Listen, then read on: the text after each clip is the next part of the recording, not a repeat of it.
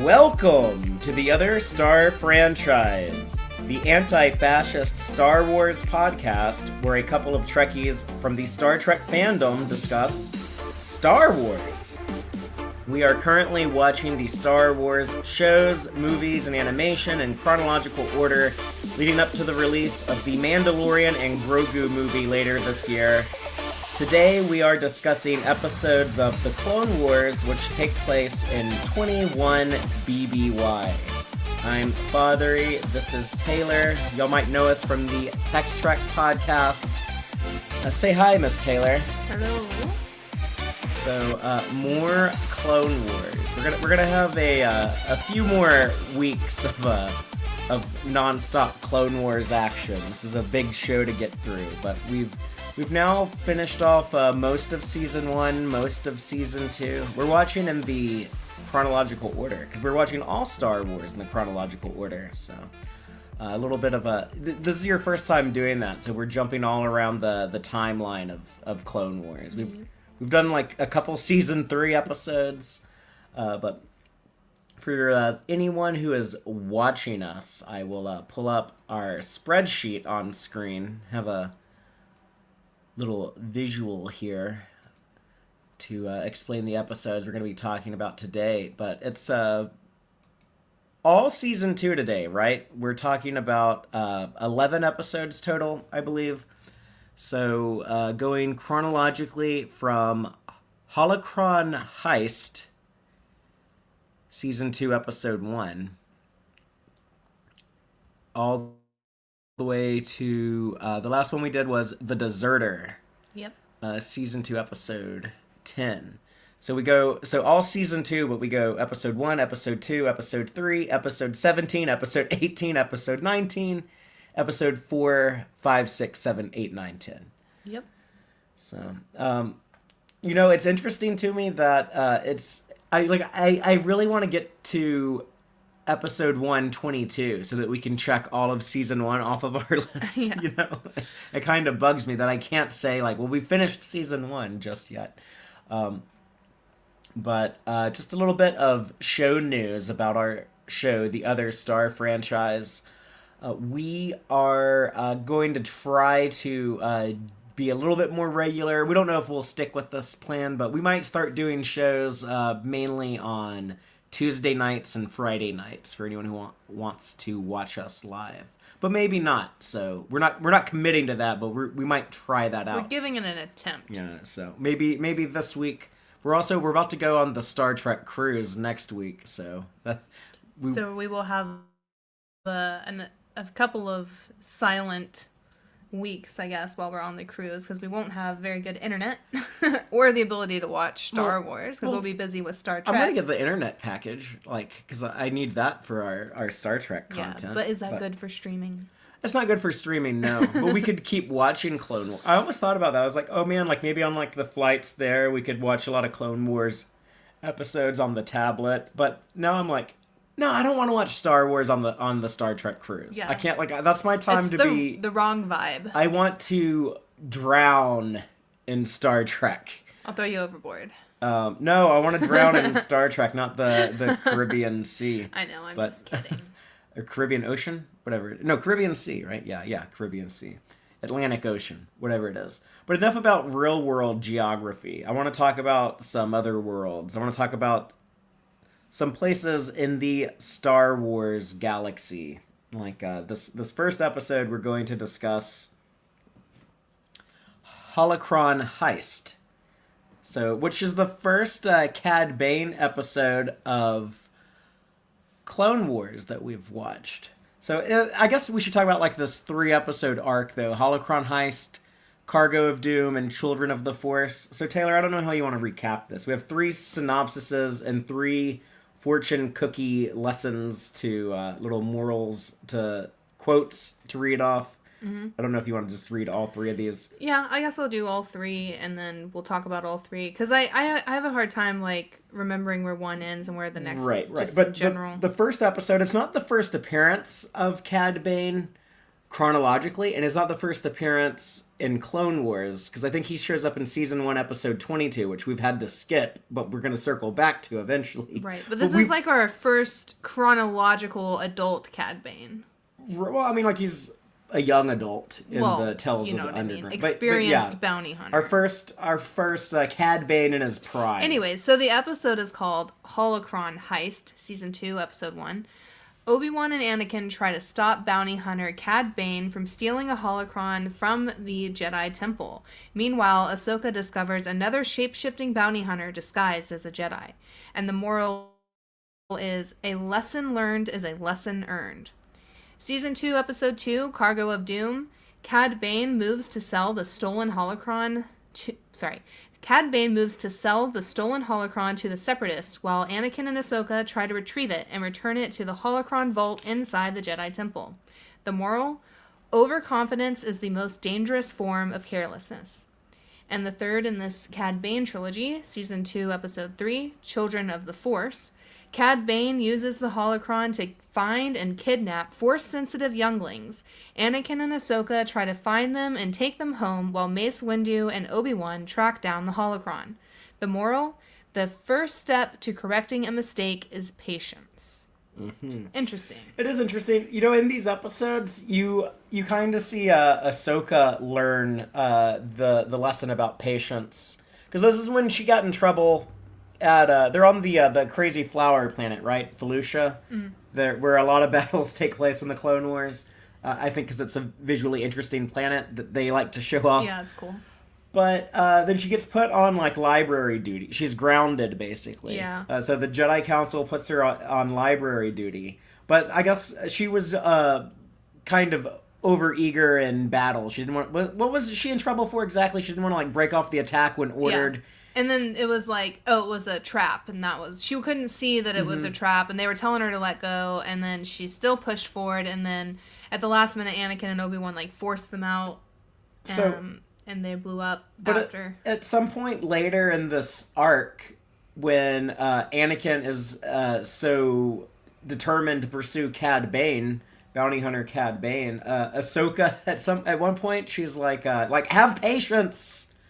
Master, like she like pauses and then like, oh yeah, I'm supposed to call this guy Master, you know, but it's kind of like she was having to reteach the lesson that she had to learn to Anakin. So like, I kind of gave that moral for Holocron Christ a hard time. It's like Holocron Heist or whatever, but the moral, a lesson learned is a lesson earned. I was like, oh, you could apply that to any episode of anything pretty much, but Cad Bane gets a pretty cool introduction to Clone Wars here, though. If this is the first episode of Clone Wars you see him in, if you're watching chronologically. Like, I just found out that I guess they wanted to animate him, like, smoking a cigarette, but then, like, they changed it to the toothpick. But they wanted to make him this very, like, film noir type character. Yeah. And, like, what you see his apartment in the opening of Holocron Heist, I wanted it to have what the people...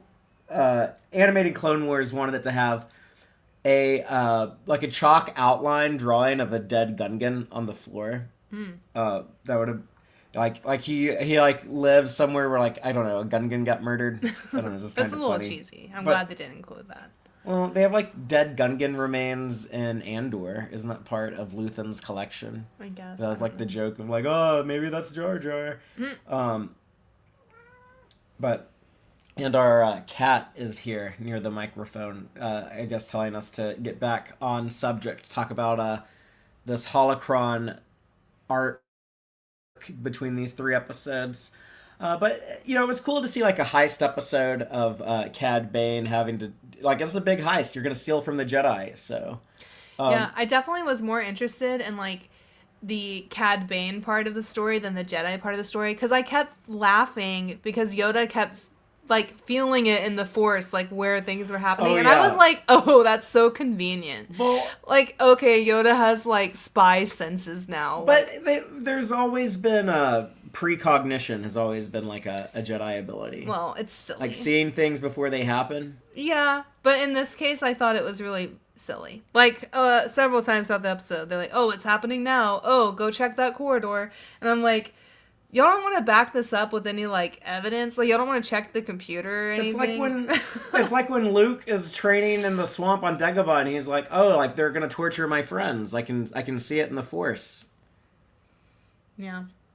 It's the same. I thought it was very cool how they snuck into the Jedi Temple, and I don't know. I was kind of rooting for them in a weird way. This was like the one part I thought was pretty cool. I guess it's because that's part of the heist story. Like I want the heist to go well, even though it's the bad guy doing it. I was kind of excited to see them breaking in. Cad Bane and Toto, his droid, that gets destroyed, but will eventually be rebuilt and appear again. And the Changeling. There is a shapeshifter in these episodes. Mm-hmm. Who they added the little holographic device that I guess changes the clothes to appear different. Yeah. While the shapeshifter shapes the body. But I don't know, that was kind of funny just to see them pretending to be these different Jedi characters and stuff. But I feel like, I commented before on some of these story arcs with Clone Wars being a show that did episodes out of order, and that they would sometimes, go back and do prequels or in-betweenquels to episodes. Like, I feel like there was an opportunity to do that here in between Holocron Heist and Cargo of Doom, because Cad Bane he needs a Jedi to open the holocron. So after he steals the holocron, he goes and he captures a Jedi that he then tortures to death, trying to get him to open it. Is that the overconfidence in that episode, by the way? I guess so. Because he was like, I guess, confident that he could like torture this Jedi enough that he would give in before he died, but instead they just like fry the guy to death. The poor Rodian. The show is mean to Rodians. Yeah. Rodians and battle droids do not do well in Clone Wars. I guess clones don't either, but Rodians seem to get it especially rough. Like, a Jedi tortured to death. That's a pretty lame way to go out in the Star Wars universe, honestly. It's like there's like a whole war going on, and you just get captured by a bounty hunter and electrocuted by some battle droids because you wouldn't open the holocron for them. I used to always like make fun of like, whenever people talk about like holocrons or kyber crystals, I'd be like, this is like all like weird Star Wars EU stuff. If it's not in the movies, I don't care about it. Yeah. I guess in this modern era, I've expanded my horizons, but they make a kind of a big deal of like only a Jedi can open the holocron, so they make this like big elaborate. It's like you have to use the Force, like pull all these little things apart. Yeah, it's kind of like a puzzle. But he was stealing this holocron for Palpatine, aka Darth Sidious. He wanted the locations of all the known Force-sensitive babies. So it's also kind of weird that the Jedi do this, but like whenever the Jedi discover the location of a Force-sensitive child, they document it on like the secret thumb drive. Yeah, it's kind of silly. That eventually gets stolen. But they show this a couple times in Clone Wars and Rebels, that Palpatine is gathering Force-sensitive children. And then, we also see that, of course, in the Bad Batch. So is he already trying to cook up his, what did they call that? Project Necromancer? Yeah. In Bad Batch. But basically the explanation for the weird cloning stuff going on in Rise of Skywalker. Which I thought that was a terrible, lame decision to bring back Palpatine. Agree. I felt like that undermined Darth Vader's victory and redemption, and all of the big climactic stuff in Return of the Jedi. But whatever, we're not talking about that. We're talking about Clone Wars. But yeah, I guess now we can retcon that this ties into that. He's trying to get these children with high midi-chlorian counts. So is his, just looking at like all the Star Wars that we've seen, and then going back and watching this stuff chronologically and trying to make sense of it all, should we just assume that Palpatine's plan was always, he wanted the new body. He's either going to, he knew like a Sith technique to possess someone else's body. He's like wanted Rey to stab him in Rise of Skywalker. And that's, kind of makes sense. Like, oh yeah, maybe his plan was always like, do that to Luke when he was like trying to taunt Luke into like striking him down. Like, maybe his plan here, or at some point was like, I'm going to, coach Anakin to be like this like great powerful Sith Lord, and knowing eventually one day he's gonna betray me, and when he does, I'll possess him. So I don't know if like if we can like retcon in that he's planning on that, or maybe as like a backup plan. The guy seems to have like plans within plans, so Yeah. he's also trying to clone himself. The trick is that like it's very hard to make a force sensitive clone. Like, whenever you clone someone, that's the reason why the Clone Wars are just, like, they're a bunch of clones of Jango Fett. They didn't just, like, oh, yeah, let's just, like, clone Mace Windu and have, like, a lot of these, like, super powerful Jedi, you know? Right. So, yeah, I guess he's looking into multiple options to extend his longevity in reign. So he's, not only is he working on taking over the galaxy, but also immortality. But yeah, and it kind of makes Cad Bane seem like more of a cool badass. It's like, oh yeah, like, Palpatine would pick like only the biggest, baddest bounty hunter to do something like that. Yeah. I think that was actually a surprise for me, because I kind of forgot that Palpatine was the initiator for this for some reason. But like when I saw them together on the screen, I was like, oh yeah, this is like more serious than I thought, I remembered. I feel like I'm such like a old school original trilogy head that like to me it's like I always want to call him the Emperor no matter what. But I guess when he's like in the Senate being senatorial, or like in his office, I guess we should call him Palpatine. And then when he's in the black robe doing Sith things, we'll call him Darth Sidious. Well, I was surprised that Sidious was behind the Sidious attack. Anyway. You were surprised Sidious was behind the Sidious attack? Insidious attack. Oh, Insidious, yes. I guess I did say it wrong. But, yeah. Well, I don't know. What else about this trilogy? Oh, Anakin gets to be, like, really mad when he's worried about Ahsoka. When, like, now Cad Bane is like, I guess I'm gonna torture this Padawan. Yeah, Padawan. Oh, yeah. And he got Anakin good, because Anakin's got the feels and, Yeah, he's protective too attached. And attached. He has a hard time letting go. That's actually something we'll see in another episode. We talk about like a huge difference with like Luminara. That's a very striking difference. And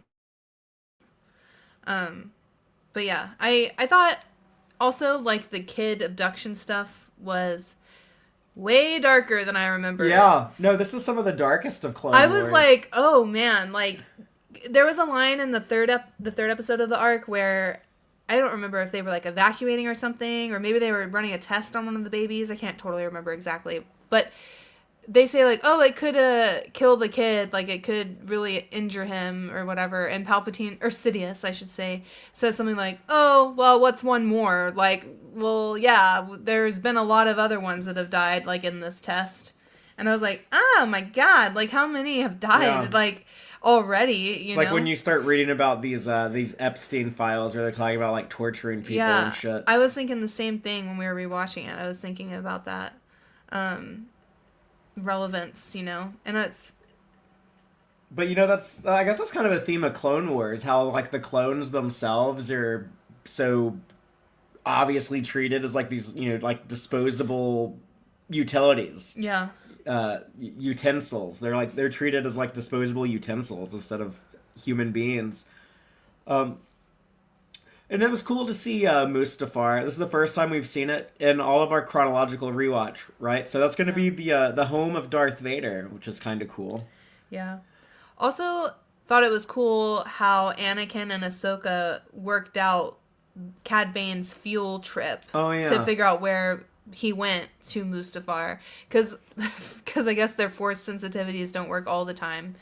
Yeah, sometimes the show does it's like a kind of a good detective police procedural kind of like, oh yeah, let's like piece the clues together and solve the mystery to stop the bad guy kind of thing. Yeah, that's a format of television that works really well, and I don't need to see any more cop shows in my life.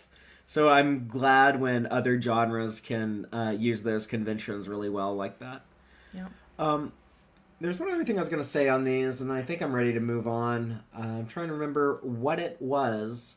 Maybe I lost... Oh, the Cad Bane disguised as a Jedi when he tells the Rodian mom that like there's imposter Jedi roaming the galaxy. So that's why I'm here. Like, be careful. There might be an imposter Jedi show up, and then like Obi-Wan shows up, and she's like, "Oh, the imposter Jedi." And, yeah, that was kind of a cool plot of Cad Bane.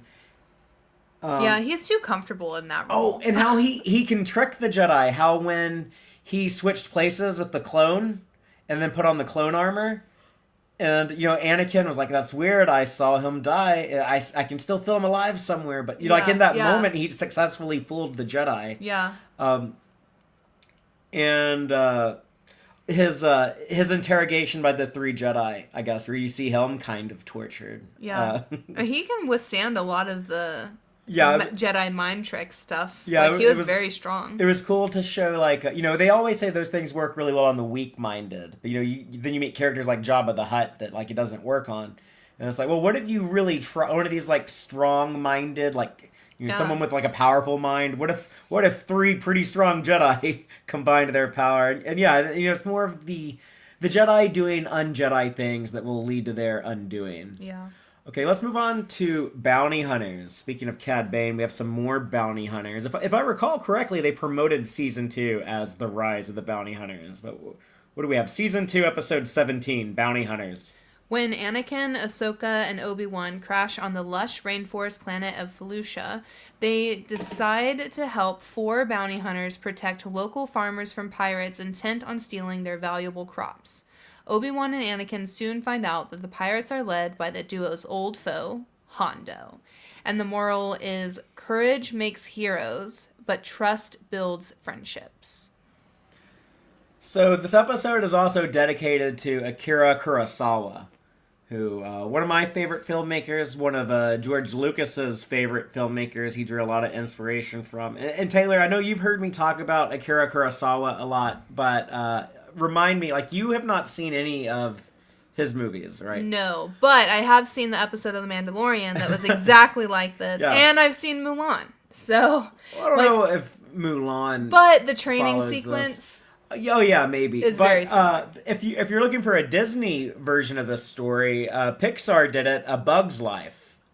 Okay. I like that movie too. But yeah, The Seven Samurai was also adapted into a Western, the Magnificent Seven. I've seen that. The original one, not the new one that had like Denzel Washington and Chris Pratt in it. Not that one. We're talking about a different one. Yeah, the one from like the 50s.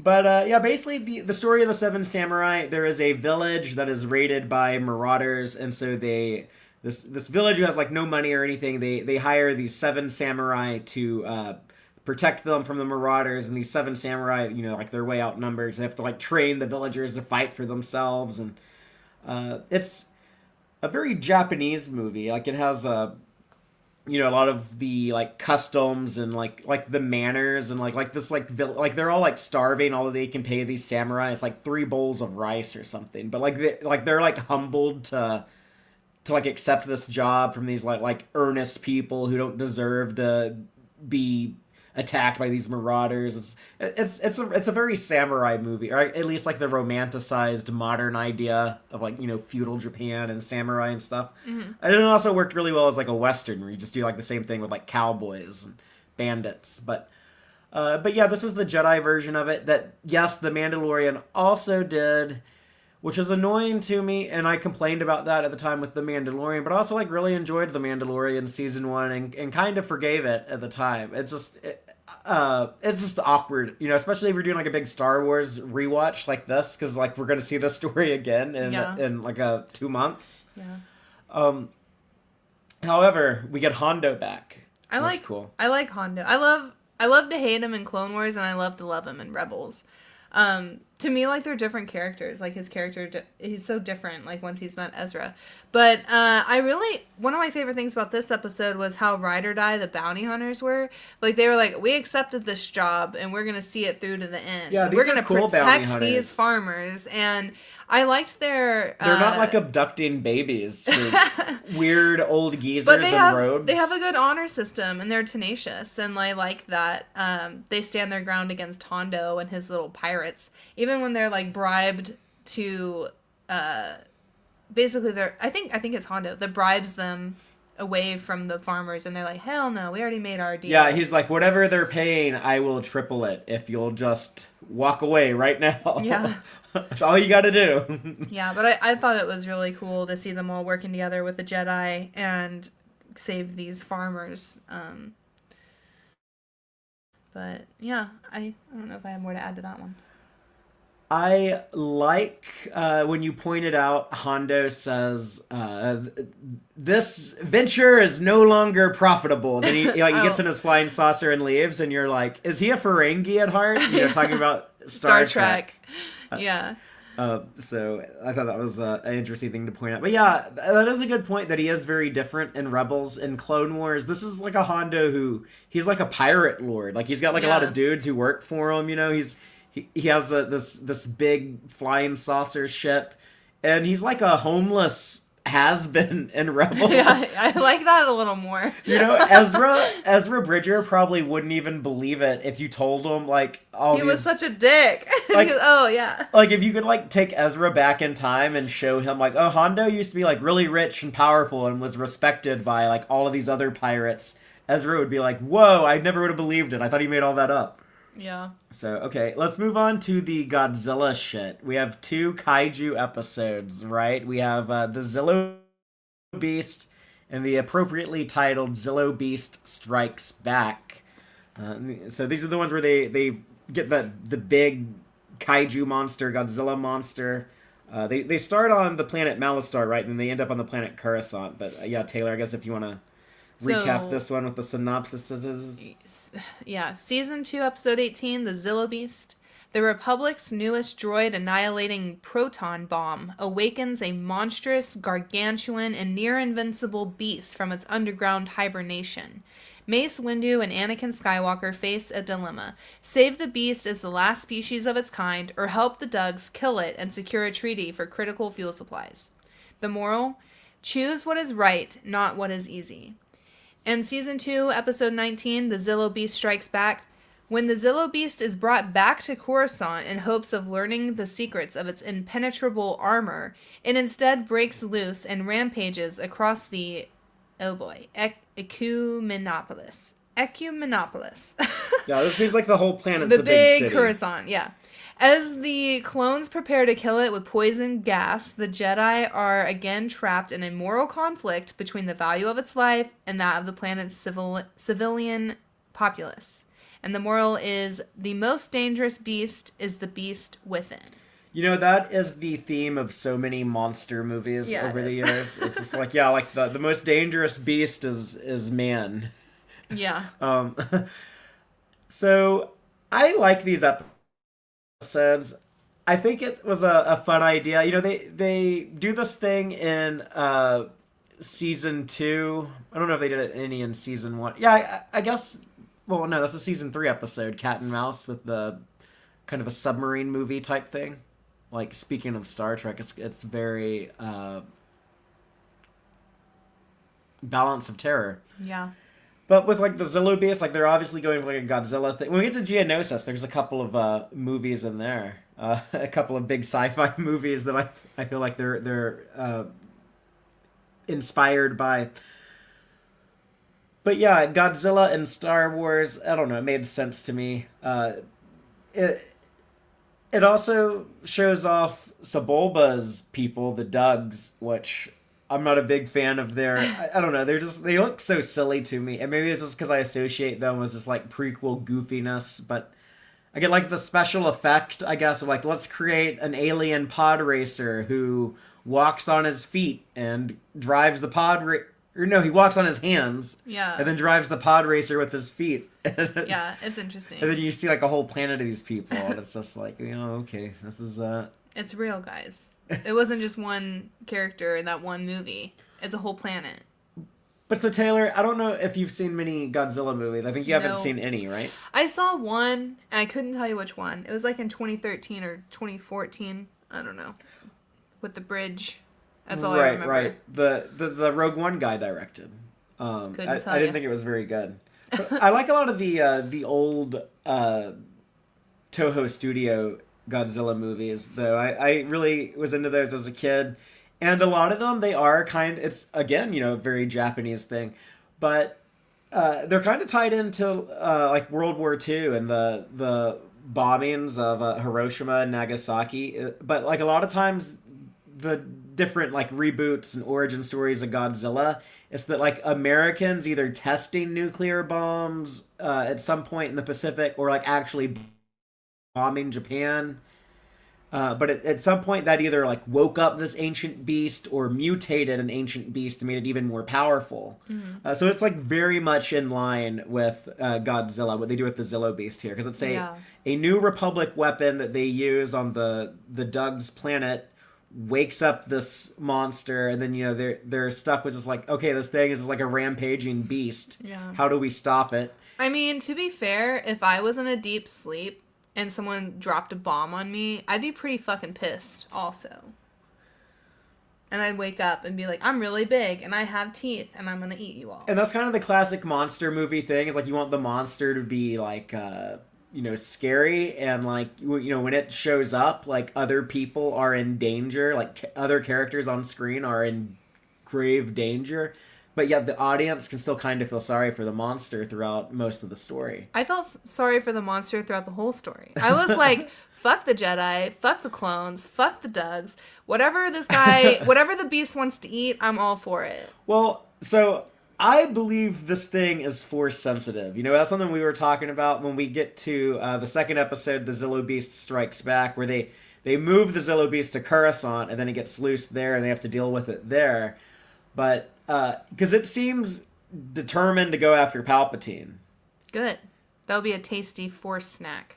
I really didn't like the design of the weird scientist lady. I just thought she was like a weird looking alien. But do you remember like the sympathetic scientist lady? Oh yeah. But other than that, I have a pretty good time with these Zillo Beast episodes. Just because like I do like those classic like when I see it like doing kaiju things like. Yeah, destroying city towers or that climbing was up buildings. So irresponsible to bring the monster back to Coruscant when they could barely get it under control on this like remote planet. And they're like, oh yeah, we'll just keep it like sleeping or whatever. Yeah, right. Like this is just Jurassic Park. Like, but it doesn't really feel like Godzilla until you see it like in a city. Yeah, yeah, that's true. They did kind of need that visual, I guess, but. I thought that was extremely irresponsible of the Jedi, and it was Palpatine who like ordered it back. Yeah, he's like very pushy, insane. This is like one of those things that's like a red flag. I'm like, how did they not see this red flag? Why would they not have pushed back on him? Because his obsession with this creature, and to make it important in the Star Wars universe, is that its skin was like lightsaber proof. Yeah, impenetrable armor. So it's like, yeah, the guy who, he's waiting for his opportunity to murder all of the Jedi. You could see why, like, okay, things invulnerable to lightsabers might come in handy soon. And so the end of the episode, he orders the dead Zillo Beast that's tragically put down.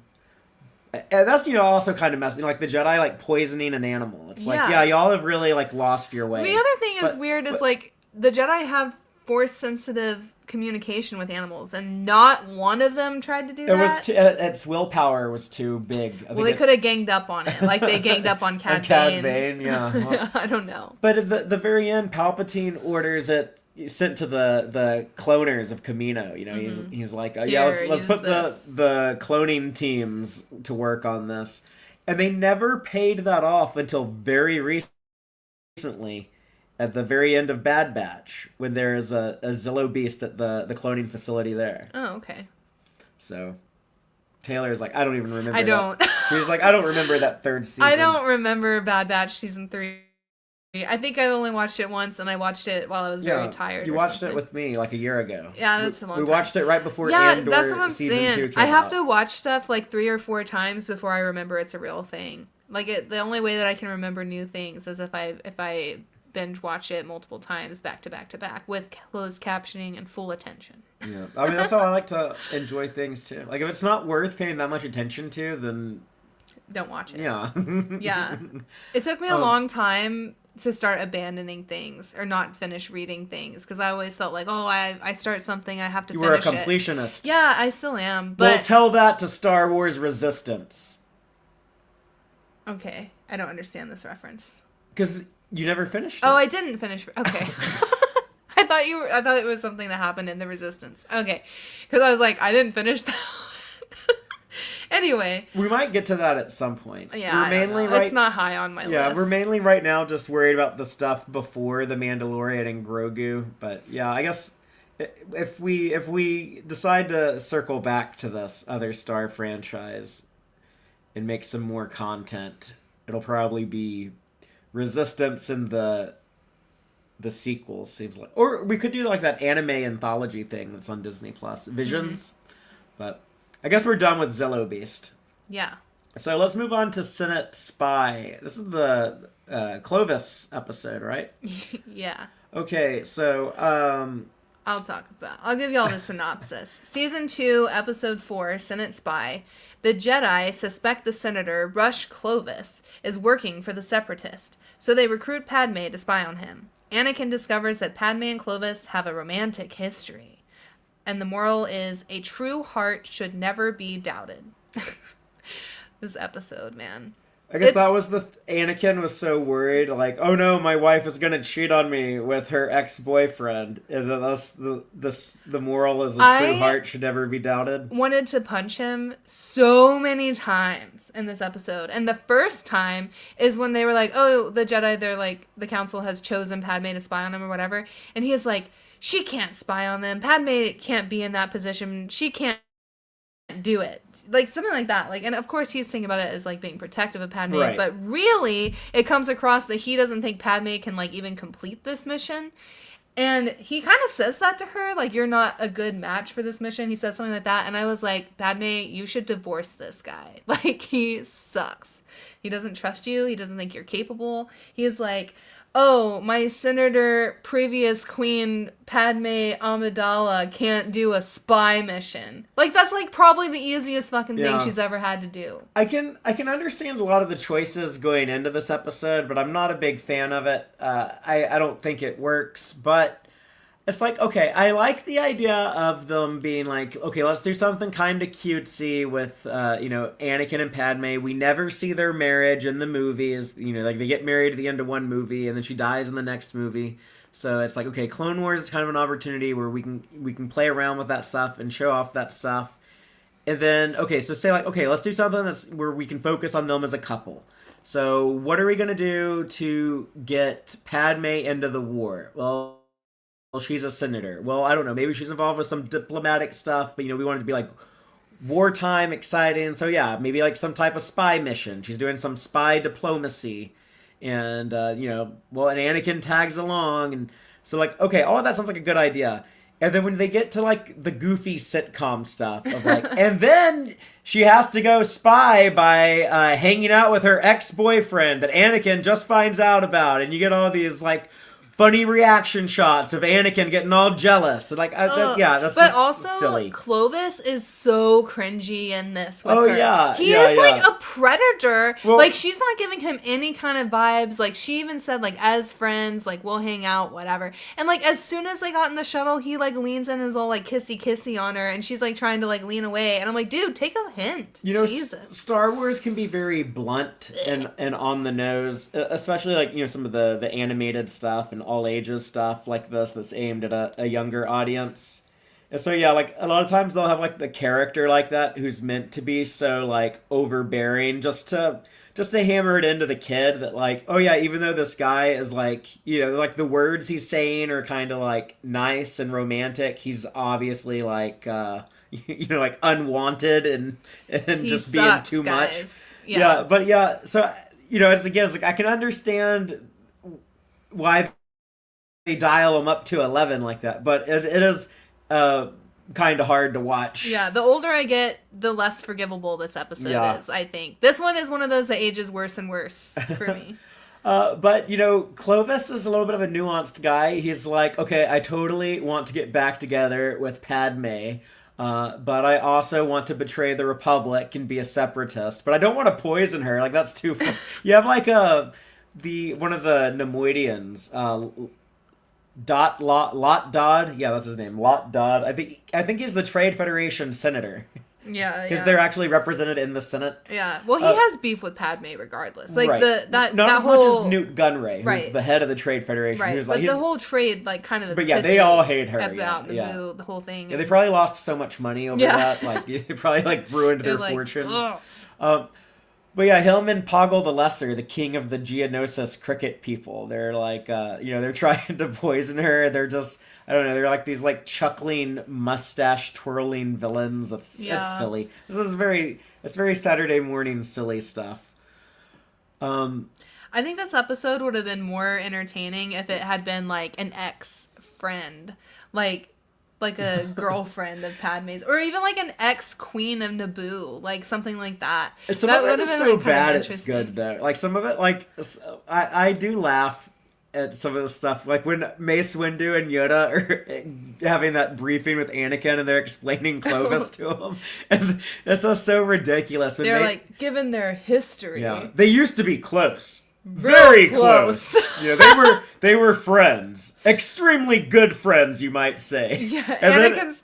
Go ahead. Just, like Anakin's reactions, then Anakin just being like, I didn't know anything about him. She's never mentioned Clovis. And the council's like, well, why would she mention any of that shit to you, you weirdo? How often do you talk to the Senate about their various exes? So awkward. Yeah.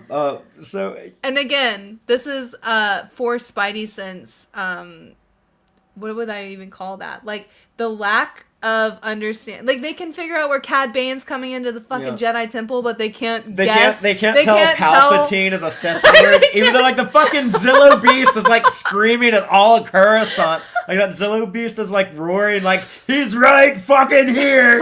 Like this Zillo Beast is like, let's run up into the Senate building and kill this motherfucker. Yeah. And the Jedi are like, this is a mindless monster. We have to put it down. What a tragedy. So terrible. They have the worst blinders on. Like, it's like they're so dense about like some of the most obvious things, and it's ridiculous. It's really hard to watch. Ahsoka, the 14-year-old, knows that Padme and Anakin are...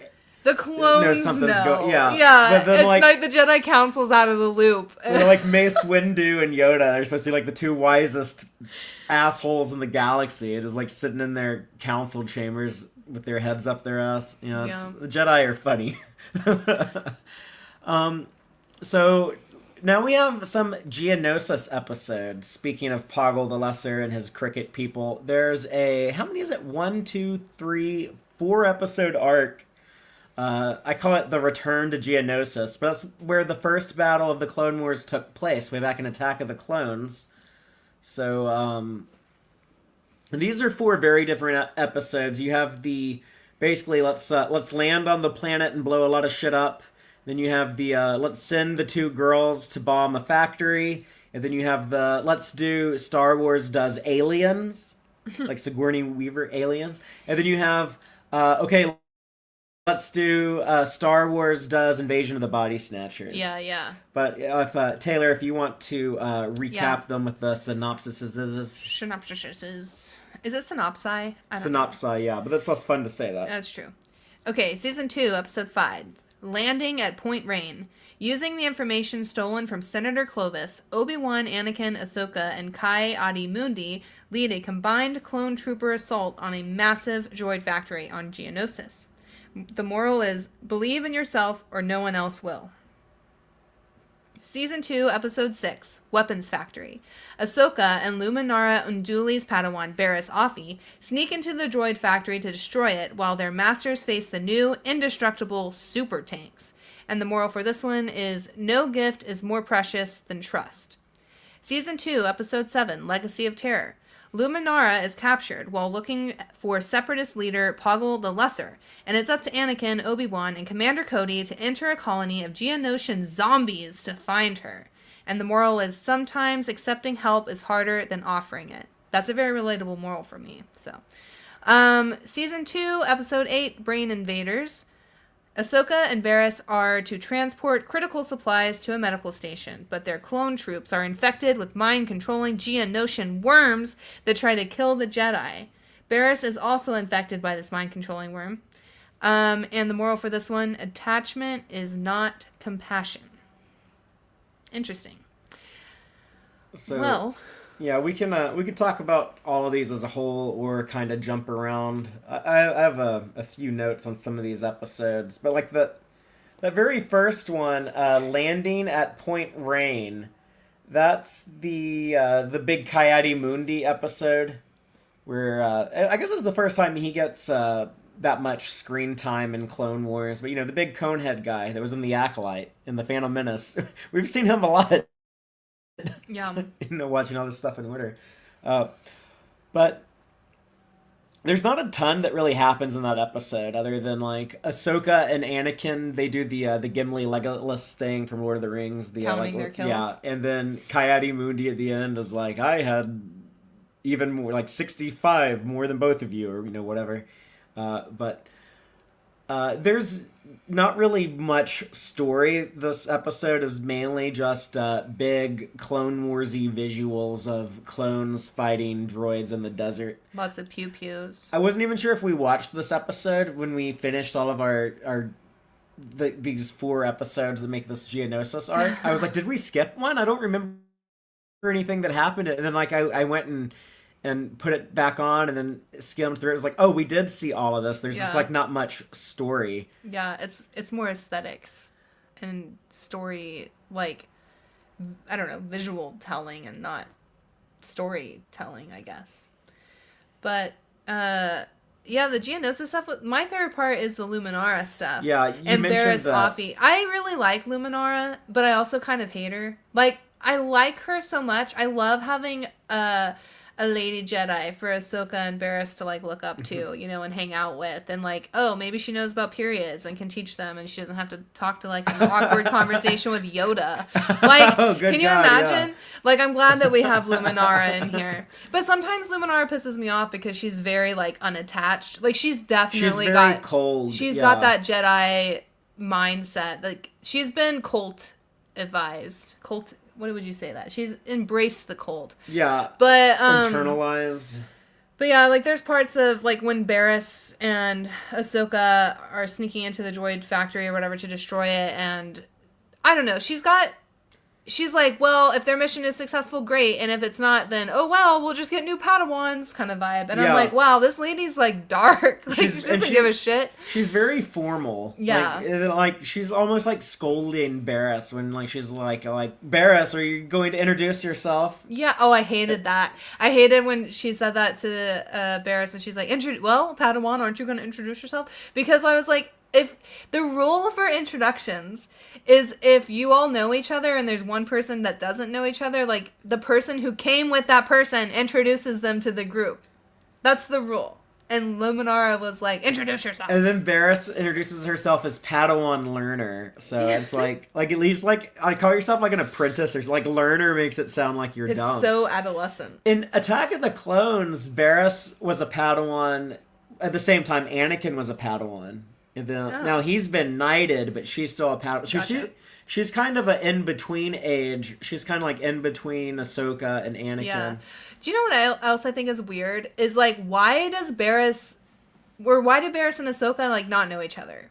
Like, that is weird to me when Jedi don't know each other. Yeah, they probably would have been younglings at the same time. Like, Barriss would have been in 4th grade when Ahsoka was in kindergarten or something like that, But even then, it's like not like there's that many Jedi. Like, it seems like there's like a maybe like 20 in each class. There's like they probably have like a dormitory where all the younglings like live. I don't know. Like in my elementary school, we all commingled at recess. Do younglings like sleep on bunk beds? Like, is it like Star Trek Lower Decks, or are they just like all in like a hallway together? But like they gotta be stored somewhere, right? Like for sleep. Yeah, you have to like you abduct all the galaxy's Force sensitive kids, and then you gotta keep them somewhere. They have a nursery, and then they have an elementary nursery.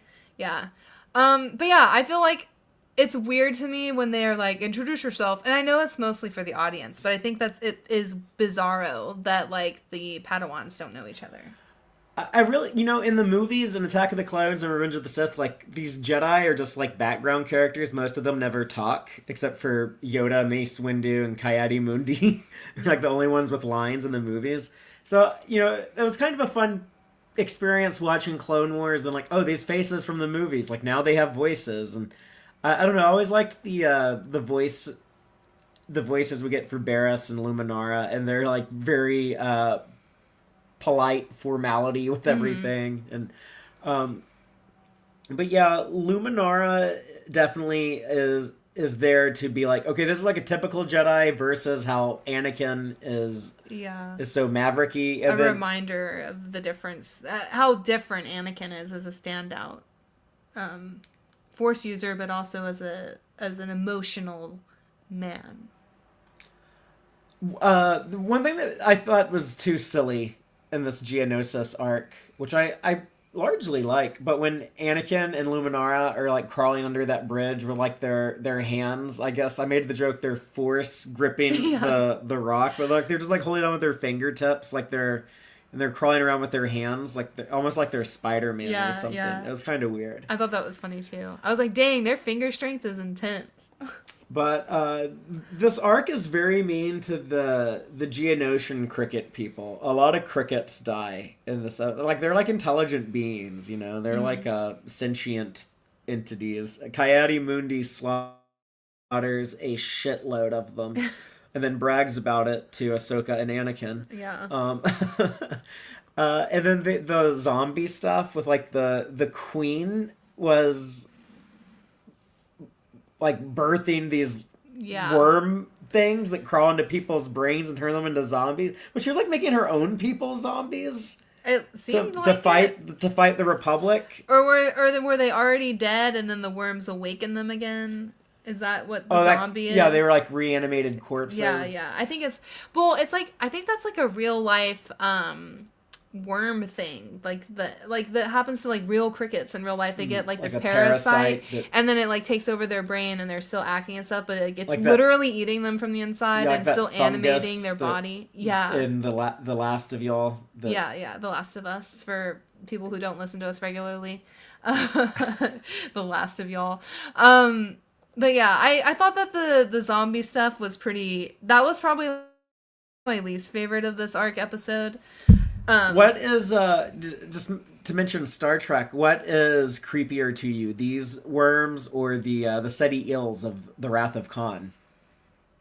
I mean, they're both pretty gross. I feel like they're very similar. I think the Seti eels, at least you die, like, and you're dead eventually. But like the zombies and Geonosian worms or whatever, it seems like they're long lasting. Like they've got your body forever. Yeah, more miserable.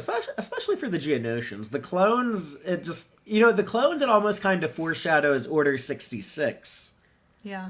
When like the clones are basically just turned against the Jedi from something in their brain, but it's a worm instead of a computer chip. Yeah. But I don't know, it's almost like, maybe it was pretty easy to do that. Almost as if like that was part of their design, so that it would be easy for them to be turned against the Jedi if you flipped a switch in their brain. So that was kind of neat to see. And more the juxtaposition between not just Anakin and Barris, but also, of course, Ahsoka not just the juxtaposition between Luminara and Anakin, but also between Barris and Ahsoka. But like Barris is like ready to die. Yeah. Like she's like, if I get possessed by one of those things, I want you to kill me immediately. Like I feel so sorry for both these girls because of we've seen what happens to both of them, and now that we've seen like Tales of the Empire and we know more about Barris's story. But like you made the dark joke. But like, yeah, what if like Barris is just like ready to die? She's just tired of being this Jedi fighting this war. Yeah. And we do know later, like, oh yeah, she actually is very fed up. Yeah. She has like almost in some ways a very parallel story to Ahsoka, but depending on whether you have an attached master, I guess, or unattached master, and how when you feel accepted and loved versus unsupported, and that kind of like Ahsoka goes through that too with Anakin, but there's definitely a lot of parallels between the two of them and perpendiculars, like things that are obviously big changes that change their fate in a way.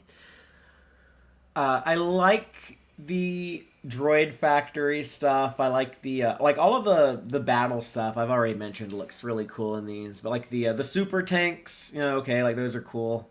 Uh, Ahsoka and Barriss having to blow up that factory was neat. Them being trapped made me a little claustrophobic. Yeah. And there, Barriss was like wasn't even there. She was like, I wish that had killed us so I wouldn't have to like starve. I was like, yeah, like she's really ready to die. Yeah, she's done. But I need to see some follow up to that Tells the Empire stuff with her.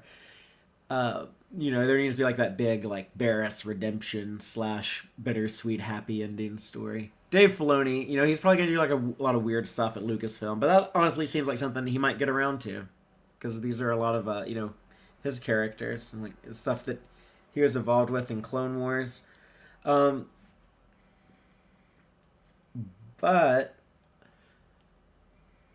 there's something else about these episodes I was gonna mention. Oh, Barriss and Ahsoka crawling around through the Geonosian tunnels and like having to sneak past all the scary bug people sleeping. That was so much more suspenseful and exciting and entertaining than it was when you saw Hayden Christensen and Natalie Portman do that exact same thing in Attack of the Clones. Yeah. And it does get, I mentioned it is very Aliens though, with like the Queen. You commented when we were watching about you really liked the Queen's voice. I think you were asking like, oh, I wonder who that is. You said like, who did you compare it to? Eartha Kitt? I think I was thinking it was very Eartha Kitt-like. Yeah, it was a little Yzma-esque. So it was actually Bradley D. Baker doing that voice. Hell but yeah. We could, if we ever get a chance to talk to him, we could ask him like, oh, who were you channeling to do that? Who was your inspiration? The creepy bug He's Queen probably voice. like, I don't remember that character. I've played like 3,000 characters. I bet he would Wars. remember though. I bet he would, because he like. Doesn't he have like opinions on like the different clones? He can like, oh yeah, like when Rex is like a little bit more like this and less like this. Okay, fair. And I don't know, anything else with the brainworms or No, please. I'm done with the worms. The one thing I guess is Anakin being attached to Ahsoka again, but like when he's concerned about her, he is so mad at Poggle the Lesser. When he's like questioning him and he's like force choking him and beating him like, up. How dare you beat up my child? Yeah, and it plays the I know it's called Imperial March, but I like to think of it as Vader's theme. Yeah. And get like little Vader's theme notes in there. Yeah. Okay, so the last two episodes we're going to talk about are a two-part story, Grievous Intrigue and the Deserter, where basically there is a battle with Grievous in space where he is shot down onto a planet, and then the next episode is trying to capture him on the planet and encountering a clone deserter. Taylor, if you want to recap those with the synopsis. Sure. Season 2, Episode 9, Grievous Intrigue. Jedi Master Koth, is captured by General Grievous. While Jedi Master Adi Gallia and Anakin try to rescue him, Obi-Wan plays bait to lure Grievous and capture him. The moral is, for everything you gain, you lose something else. Season 2, Episode 10, The Deserter.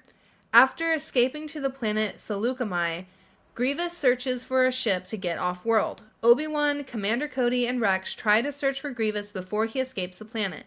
Rex is wounded by a commando droid sniper while scouting ahead and meets a deserter at a farm where he takes shelter. And the moral is, it is the quest for honor that makes one honorable. So, what do you think of these two? Grievous Intrigue and the Deserter. Well, I've always really liked the Deserter. I actually think about this one pretty frequently. Yeah, it's one of the more memorable episodes from early Clone Wars. Yeah, I remember the first time I saw it and I was like, oh, they can do that? I was so under the impression that they were kind of programmed, like they're raised on Camino and they're told this is the way and like they do it and they don't really stray. Because even like some of the ones who have strayed, like the one who was the spy, sniper, that's not right. Slick. Slick. Yeah. Like he kind of gives... Slick wasn't too slick, was he? Yeah, but he gives kind of some of that, I'm doing this for the clones. Like I I want y'all to be free kind of thing. So like that was kind of like the first hint, but this is the first time I think I even understood that they could leave. Like it doesn't seem like they have free will. Does that make sense? And so it was cool to see this, and him having like a family with like little kiddos, you know, or obviously. if they would even be like, you know, capable of like wanting those things, like how programmed are they? Right. Or, like where they still have like these, you know, very human desires to, you know, be a part of a family. Yeah. Yeah, I used to wonder if they were all sterile or like. I think they are. But they, you know, this deserter clone, I can't remember what his name is, but like, you know, Cut. Mm-hmm. But he tells Rex, you know, like, you know, what if you had kids and but. He plants the seed. But I guess, you know, maybe he's just talking about, like, adopted kids. But it is, you know, it's cool to see Rex confronted with those questions there about, you know, like, you know, what if you actually chose your own path instead of just, you know, following orders all the time? And, you know, like, you claim to have free will, but do you really if you're just following orders? And you know, eventually later where we see Rex, one of the few clones who's able to resist Order 66, it kind of ties back into this stuff here. You know, this is kind of like his first encounter, thinking about going rogue, thinking about, you know, showing some independence. So, you know, maybe that's more seeds being planted, like you were saying. And then, you know, you get again, you know, it's so obvious, so spoon-feedy, so, like, very easy to understand if you're a kid watching this. But Grievous being the totally opposite type of commander is Obi-Wan, where, you know, Obi-Wan is, you know, he's, like, so concerned about his soldiers and he doesn't want to leave anyone behind. And then Grievous just, like, marching his droids to death, or, like, their batteries. Well, he literally, like, slaps some of them in half and moves. Like, he takes over one of the escape pods and pulls one of them out. You remember that? Yeah, the show is so mean to the droids. Like I was saying, mean to Rhodians, mean to droids. Dude, even Count Dooku has called General Grievous out in the past. Yeah, and he's like, those droids are expensive. Those battle droids are expensive, General. But I forgot to mention it, but in the Cad Bane arc we talked about at the top of the show, I laugh at it so much. I forgot about this scene, but it's so hilarious to me. But when the clones are capturing the bridge of the Separatist ship, and they run into the bridge, and one of the droids points at another one and says, "Shoot him, he's the commander." And then the clone shoots him, and then the one who said that says, "I guess I'm the commander now." And then the clone shoots him. Yeah. Dark. Yeah, I don't know, that cracks me up. But those same episodes, they also had the battle droids be kind of scary when they torture the Jedi to death. Yeah. But yeah, here in The Deserter, Grievous is riding on it. There's so many animals that are from the various prequel movies and other planets and stuff, but he's riding one of the arena animals from Attack of the Clones, but it's like a big triceratops looking thing, kind of. It's the thing that Anakin rides around on for a little bit. Yeah. And then there's those camel things that are from Tatooine that we see Qui-Gon Jinn ride in The Phantom Menace. And then there's also the swamp turkeys, I guess, are what they're called sometimes. But it's the food that the family cooks for Rex. It's like that little swamp frog. It looks like a frog to me. I think it's called a swamp turkey. But those creatures are on Naboo, and they're also on Tatooine. Huh. And we keep seeing those. My headcanon is that it's like accidental flora and fauna contamination planet to planet. Yeah, it made me think like, in the history of the Star Wars galaxy, when all these planets were being explored and colonized, there were probably like all kinds of invasive species that got moved around, and like indigenous life forms that went extinct because something else came to their planet and ate their food source, or like stuff like that. Before they had like those checkpoints, you know, like when you go to like Hawaii or like sometimes internationally, and it's like a protected environment, and so they like do a whole search on your luggage and stuff to make sure you're not bringing in spiders or snakes or fungus or whatever. Like they do have those like checks, but they're not doing them planet to planet in Star Wars. It's something I think about a lot, I guess, because we live in Texas. Like when I was a kid, there used to be more roadrunners and horny toads and quail, but now we have fire ants that killed all those things. Invasive fire ants. Yeah, so it's like I guess I think about that a lot, but sadly that probably happens a lot in the Star Wars universe too. Yeah, because it's not like they have like anyone, I guess, could just fly to a planet. That seems to be like the vibe here. It's not like you have to check in to the planet when you arrive. Like, where are like the passports and like kind of in the Bad Batch we see that start to be enforced, like having papers and checkpoints in and off the planets and stuff. Oh, I forgot about Grievous intrigue. At the beginning of that episode when it shows Grievous torturing a Jedi, and he's like so like hateful towards Jedi. Yeah. He's like I'm fighting this entire war because I want to exterminate the Jedi. He's like, I don't care about Dooku and his politics. I just want to command the largest droid army and wipe out the Jedi. Yeah. And but he's torturing a Jedi on like a hologram call to the Jedi Temple. He's like torturing a guy, and there's like younglings in the room, like they're like cowering behind Ahsoka, all terrified. Like, oh my god, we're watching a Jedi be tortured. Yeah, and then literally the hologram call ends, and Yoda goes, "Away with the younglings." I'm like, maybe say that 5 minutes ago. What's the name of the goat guy who we're about to see in Lightsaber Lost? But the old man goat looking Jedi, what? a Sube or something like that. I have no idea who you're talking about. Yeah, Goat Man. Yeah, he's the guy in the next episode. We're gonna watch Lightsaber Lost when Ahsoka loses her lightsaber, and he's like her old mentor at the Jedi Temple. Yeah, I have no idea. This one's not coming back. In the Obi-Wan Kenobi show, you see him frozen in the Inquisitor base. That's another show I've only seen once.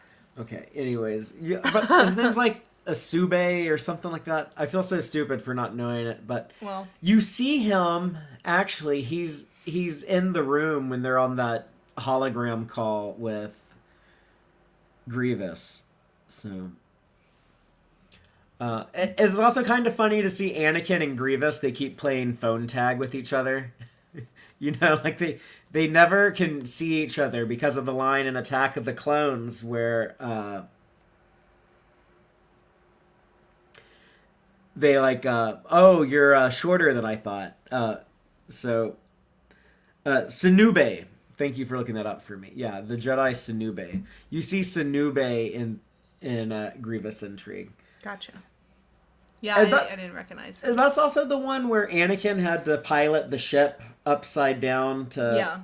Yeah, that was... With the Adi Gallia on board. Yeah. So I love when they show Anakin doing badass piloting, because, you know, that's one of the few things we knew about Anakin Skywalker from the original trilogy, is that, like, he was a great star pilot, just like Luke is a great pilot. So, I guess the movies don't make a big deal about that, other than, like, we see him as a pod racer in the Phantom Menace. So, yeah, I really like him doing just, like, yeah, he needs to be, like, the coolest pilot, one of the top flying aces. I know, like, Plo Koon is a badass pilot. And what's her name that you just mentioned? No, Gilly. Oh, Gallia? Yeah. I played the video game Star Wars Jedi Starfighter that I was telling you about, where you play as her doing Starfighter stuff. It's just like a Starfighter simulator. But and you just pointed out I had like some other notes on here. Obi-Wan at one point in those episodes he says, "Oh, that depends on your point of view." Oh yeah. That was sometimes it annoys me when Clone Wars there's a couple episodes ago, but they had like Wolf Lauren yelling like "No, lock them all down." And it sounded like when C-3PO says on the Death Star, like, "No, shut them all down." Like sometimes it's annoying when they do that to me. But when we like watch multiple episodes back to back and they say, "I've got a bad feeling about this," I'm like, okay. So here's two things I'm going to start keeping track of, maybe. I don't want to overcommit to on this show. But One thing I would be open to doing is keeping track of every time someone says, I've got a bad feeling about this, and also mentioning every time we get a named clone. We can also mention like all the other times we've seen that clone, because I think it's kind of fun to keep track of some of these guys. I bet those lists exist. Well, I haven't found like a good list online that I like. Okay. So I kind of want to do my own. All right. But speaking of what we're doing going forward, the next episode we are watching is going to be called Lightsaber Lost, Season 2, Episode 11. And then it's going to be largely stuff from the back half of Season 2, but we're going to get into some Mandalore episodes, so I'm excited to see the Mandalorian stuff. And then we'll be getting into Season 3 before too long. Oh, there's going to be like some Boba Fett coming up. Little kid Boba is... So, we're doing this chronologically. I guess we've already seen Boba Fett in Attack of the Clones. Yeah. And it'll be our second time seeing him. And I can't remember exactly anything big in Season 3 of Clone Wars, but eventually we're going to get to the Night Sisters. That's somewhere in Season 3. So yeah, Season 3, Episode 12. So looking forward to that. That'll probably be another week or two, but I'm very excited to, even though I'm enjoying Clone Wars, I'm very excited to finish it. Yeah. And move on to not just Bad Batch, but the two shows I'm most excited to talk about, Rebels and Andor. Mm-hmm. Then, of course, the original trilogy. Well, I'm excited to get into the Maul side of Clone Wars. I love a lot of those stories. Yeah. And I like more grown-up Ahsoka. Like, I'm really looking forward to Season 6 and 7. Like, this whole time you've been asking me, like, oh, I thought you loved Clone Wars. I'm like, yeah, I guess I never really start at Season 1, maybe. Or maybe I do, but I don't really pay attention until, like, Season 3 or 4. And then I'm like, I'm invested now. But some of these earlier episodes, they don't hold me. Or I guess they're not as memorable to me as I claim to love the Clone Wars in its entirety. I think maybe I like some of it more than the beginning. Well, I'm kind of surprised at how much I'm enjoying these early Clone Wars, which I recall not liking as much as the later stuff. So I'm not ready to leave this early stuff and go into the later stuff, but there are a couple of stories I'm thinking about now that I'm really looking forward to. Also, a couple I'm not looking forward to. Clone Wars is an inconsistent show. We got through the one I hate the most, Bomb Bad Jedi. What did we watch that I said I actually thought was worse than that? It was another... Oh, the Blue Shadow Virus. Yeah, to me, Blue Shadow Virus. Second worst thing we've watched. After Attack of the Clones. After Attack of the Clones. Yeah, those you really are the worst hate that two. one. That one doesn't bother me as much. Yeah, I think Attack of the Clones is very not good, but better stuff ahead. So. Yeah. Well, we'll do another show Friday with things that we've seen for the next few days, Clone Wars wise. Yeah, Joel, I see you in the live audience. Thanks for stopping by, and yeah, we'll be live Friday doing our normal Star Trek show, TEX-TREK, but then live again Friday night. At least that's the plan for more Clone Wars talk. So Taylor, I'm actually ready to go watch some Clone Wars. I kind of feel like watching some Star Wars before we go to bed tonight. So we are gonna go do that. But thanks everyone for watching or listening to us live. Thank you everyone who is watching or listening later. Remember, the Empire is for bootlickers. Be a rebel, and may the Force be with you.